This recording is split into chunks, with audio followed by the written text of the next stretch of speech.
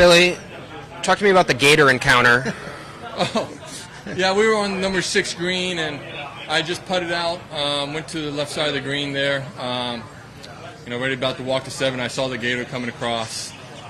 The cop who's walking with us walked over there and tried to shoot him, but he didn't, don't have anything to touch him, and he was trying to get as close as he could, and so it was either someone was going to have to go up to number 8 and grab a rake, or, I was 30 yards away, 25 yards away, and I just grabbed the club and went over there and pushed him away. Listen, he was going nowhere good, and so I just went over there, helped the cop.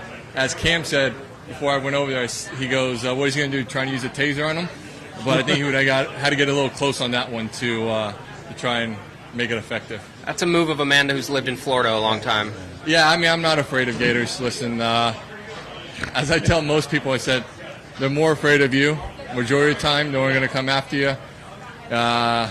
During mating season when they're a little aggressive, and then if you're around their nest when they got some eggs. But majority of the time, listen, they're fine. I mean, I grew up with my dad, grabbing their tail when they're on the side of the bank, and shooting them back in the water. So I've never touched the tail with my hand, but I've done it with a club. So it's not that big of a deal. What club do you use to shoe a gator? I had a 60, and I didn't think about it, but the good thing I did grab a 60 because I got 2 extra ones in the locker. So that one did, become unavailable. I had 2 more in the locker. Be gator bait, right? No. Yeah, exactly. You saw what Jake did. You were out there for talk about those conditions. It's probably as best as you played here a lot. Yeah, I mean, listen, there was no wind, so it helped tremendously. Listen, you got to tip your hat to him. He shot 12 on the par, 59 on PGA National, which no one ever thought. But, I know we had a discussion earlier this week, and I've probably, changed my tune a little bit. I think the overseed has, the rough's not long enough. It's not penal enough when you miss the fairway. I really wish we would just play this as a straight Bermuda. From tee to green, everything can be straight Bermuda. I know it doesn't look pretty on TV, and I know that's one of the reasons why it's overseeded. But it is unfortunate because for me, growing up in Florida, the one advantage I have is being born and raised on Bermuda grass and understanding the intricacies of playing on Bermuda grass and chipping off it and judging the lie out of it. And, I don't have that advantage as maybe someone playing out in California on Poa annua greens feeling comfortable on Poa annua greens. So it is a little disappointing that, I say the condition of the course is very scoreable, but at the same time, you still got to go out there, you still got to hit golf shots, you still got to make putts. But this will be, right now, if scoring sort of stays the way it is going in the afternoon, I'm going to suspect it is because there's not much wind projected this afternoon.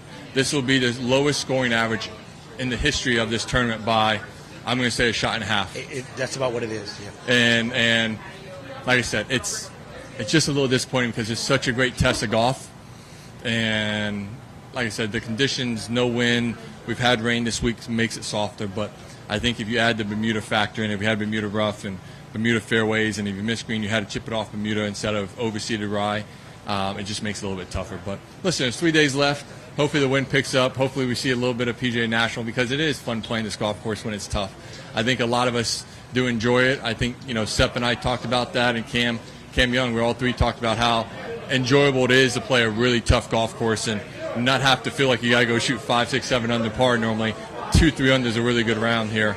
But like I said, we got 3 more days and we'll see what happens. Billy, just wondering, you said just walking over maybe most feet of putts you've made all season. Just how's the journey been with the putter this season and where you're at with all of it? Yeah, it's been a struggle.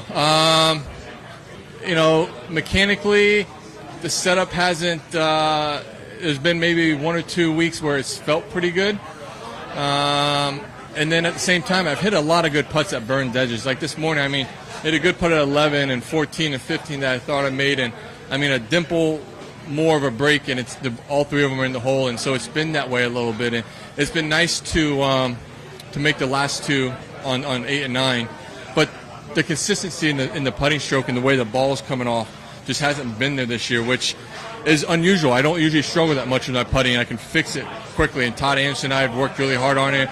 We worked for several hours yesterday on it, and it feels better. But I just got to get comfortable and start getting more confidence, and the ball's going to come off the way I want on a consistent basis instead of, when I make a stroke, it doesn't come off with the speed I want, whether it's too soft or too hard, or if it's a little bit of a pull or a little bit of a push. So we're trending in the right direction, and so I'm just an impatient guy at times. Yep, thank you.